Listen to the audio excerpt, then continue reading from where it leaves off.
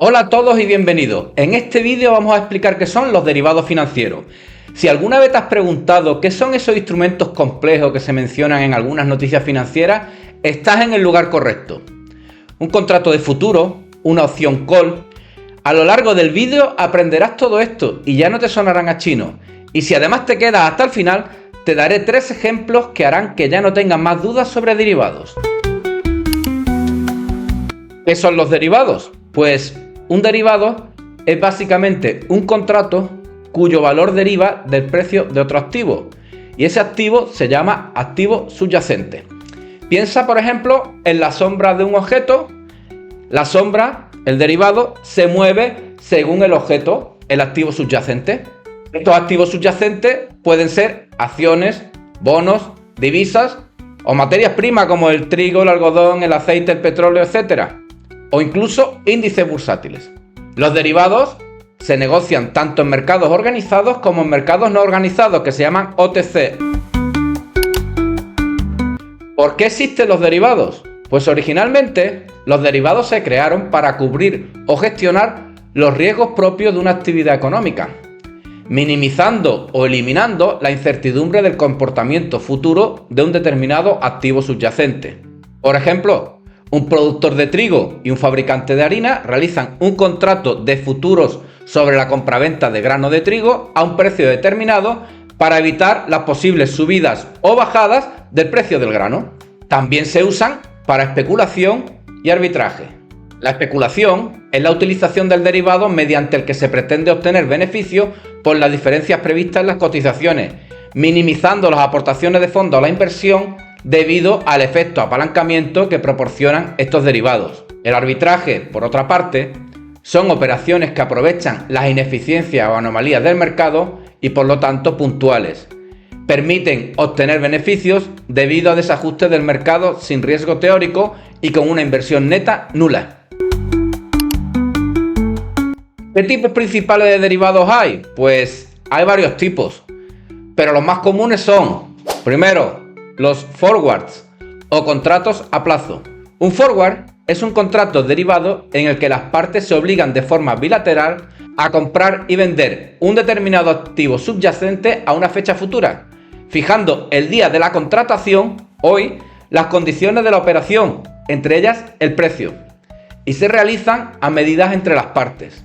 El segundo de ellos, el futuro.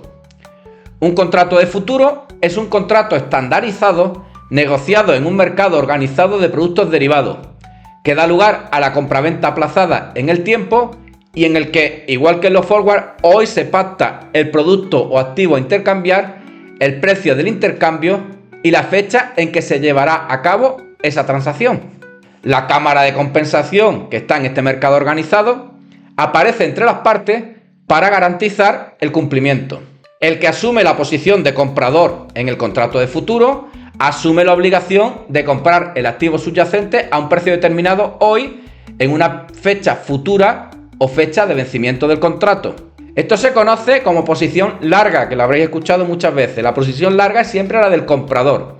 Sin embargo, el que asume la posición de vendedor de un contrato de futuro está asumiendo la obligación de vender ese activo subyacente a un precio determinado hoy en una fecha futura o fecha de vencimiento del contrato. Y esto es lo que se conoce como posición corta. ¡Ojo! Estos contratos son de obligado cumplimiento. Una vez que se firma el futuro, hay que cumplirlo a vencimiento. Tercero, las opciones.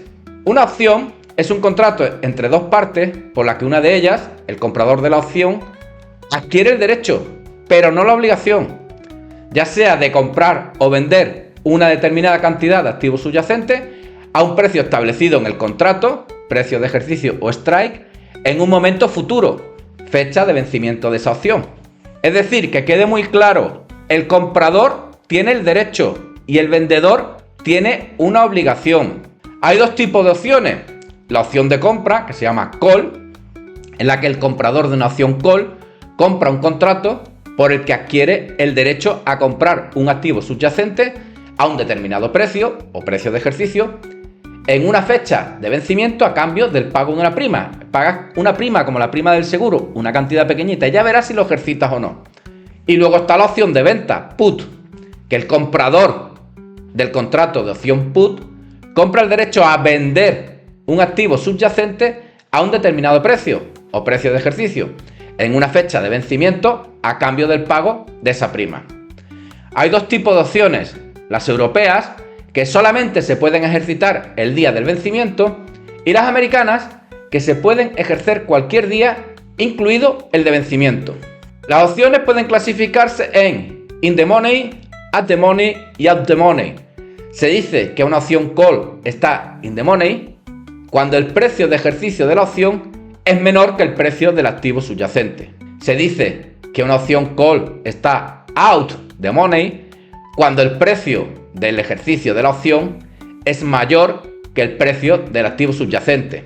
Y se dice que una opción call está at the money cuando el precio de ejercicio de la opción es similar al precio del activo subyacente. Cuarto, los swaps.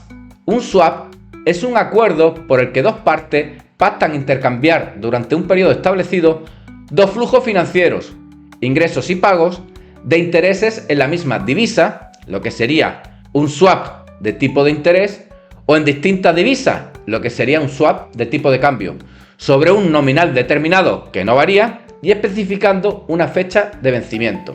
Así tenemos los swaps de interés, que se llaman IRS, y los swaps de divisas. ¿Qué riesgos tienen los derivados? Los derivados pueden ser herramientas útiles, pero conllevan bastantes riesgos también. El primero es el de apalancamiento. Debido al alto grado de apalancamiento que suponen, el efecto multiplicativo, tanto en las posibles ganancias como pérdidas, es muy importante. Otro riesgo es de complejidad. Son difíciles de entender completamente. Otro riesgo también es el de contraparte. En el caso de estar en mercados no organizados, los que he llamado antes OTC, las partes asumen el riesgo de contrapartida. Es muy importante y crucial entender estos riesgos antes de operar con derivados. Si estáis viendo todos mis vídeos, estoy haciendo mucho hincapié en los riesgos, más que en la rentabilidad. A nadie le gusta perder su dinero. Bien, vamos a ver un ejemplo con un contrato de futuro. Esto es una aerolínea que quiere protegerse de la subida del precio de carburante para los próximos 6 meses. Vamos a suponer que el activo subyacente son 1000 barriles. Y para verlo más fácil, vamos a pintar una gráfica donde en un eje vamos a poner el plazo, que hemos visto que son 6 meses, y el precio. Supongamos que este contrato de futuro lo contratamos a $75 el barril. ¿Qué es lo que pasará si el precio del barril se va a $85? Lo que pasará es que yo habría tenido que pagar 85 por 1000 barriles, 85.000, pero realmente voy a pagar 75.000, con lo cual he tenido un ahorro de 10.000. ¿Y qué pasaría en el caso contrario? Que el barril baja a $70. Yo seguiría pagando estos 75.000 cuando en verdad vale 70.000, con lo cual he perdido 5.000. En un contrato de futuro siempre gana uno y pierde otro. En este caso de arriba, la compañía petrolífera me tiene que vender el barril a 75 cuando el mercado lo está pagando a 85, y en el ejemplo de abajo, pues yo tengo que pagar a 75 el barril cuando el mercado lo está pagando a 70 y por eso me estoy perjudicando. Bien, ahora vamos a ver un ejemplo de una opción, concretamente de la compra de opciones call. Esto es un inversionista que quiere comprar acciones de una constructora y en vez de comprarlas directamente, compra hoy opciones sobre ese subyacente para pagarlos dentro de 6 meses. Vamos a ver qué ocurriría. Pintamos de nuevo también una gráfica. Aquí ponemos precio y aquí ponemos plazo, 6 meses, y dentro de 6 meses voy a comprar a 50 euros. Pero ya hoy he pagado una prima hoy de 3 euros. El subyacente son 100 acciones, con lo cual hoy he pagado 3 por 100, 300 euros.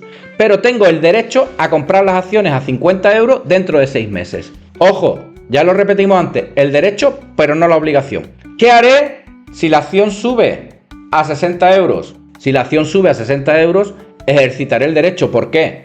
Porque compraré dentro de 6 meses a 50 euros 100 acciones. Es decir, habré pagado un total de 5.300. Pero inmediatamente las voy a vender a 6.000, que es el precio que está en el mercado dentro de 6 meses, con lo cual voy a obtener un beneficio de 700 euros. ¿Qué pasaría si la acción, en vez de irse a 60 euros, se va a 40? Pues lógicamente no la compraría, porque no tiene sentido pagarlas a 50 cuando en el mercado están a 40. Entonces, ¿qué pasaría? Pues que habría perdido la prima que pagué en su momento de 300 euros. Y el último ejemplo, vamos a ver lo que es un swap de tipos de interés. Para ello vamos a ver lo siguiente. Nosotros tenemos una empresa que está pagando un préstamo a LIBOR más 1.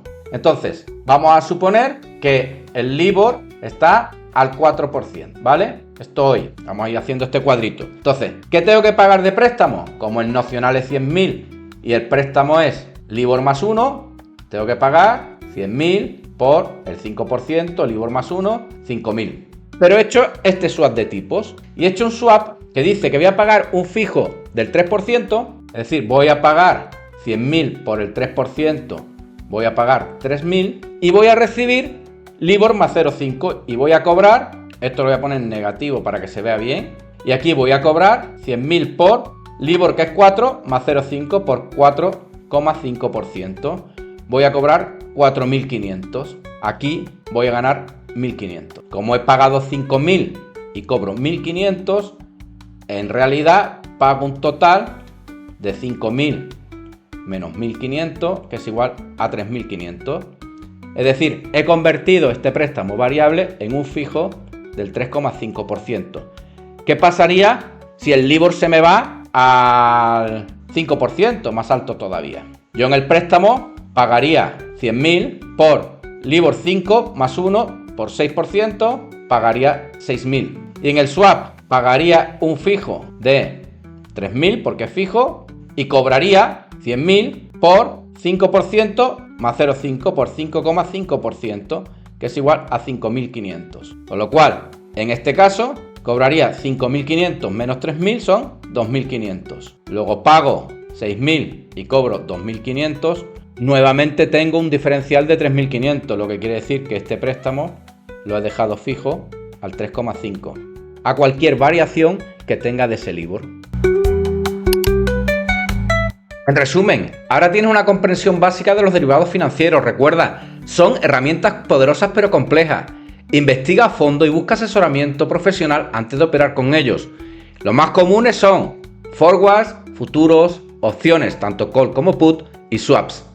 Los derivados negociados en mercado organizado no tienen el riesgo de la contraparte. Si quieres aprender más sobre un tipo específico de derivados, déjame un comentario abajo. Aquí arriba tienes algunos vídeos relacionados que te pueden interesar.